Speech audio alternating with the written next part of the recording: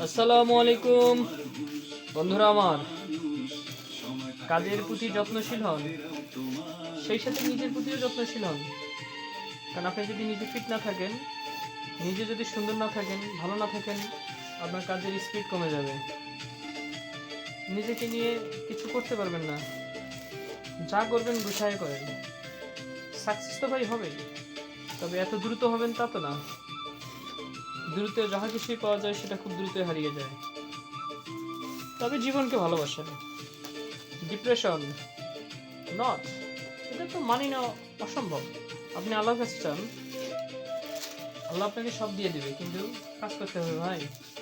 কাজ যদি আপনি না করেন, সেক্ষেত্রে আপনি কিছুই পাবেন না। যারাই প্রতিষ্ঠিত তারা কিন্তু কাজ করে, এবং শুধুমাত্র সাইন দেওয়ার আশায় বসে থাকে না, যে আমি অফিসে গেলাম, একটা সাইন দিয়ে দিলাম, বাস আমার কাজ হয়ে গেছে।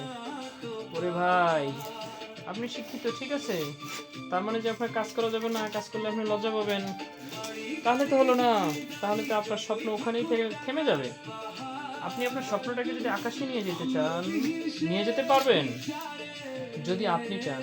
আর আপনি যদি মনে করেন না, আমি আমার স্বপ্নটাকে নিজের মাটিতেই পুঁতে ফেলবো, ওই হ্যাসেল নেওয়ার দরকার নাই, আপনার কমফর্ট জোন থেকে বের হতে পারেন না ভাই। আপনি যদি জীবনটাকে সীমাবদ্ধ রাখেন আপনার জীবনের 8 কিলোমিটারের ভিতরে, তাহলে কি করে আপনি, ও ভাই, কি করে আপনি সাকসেস হবেন?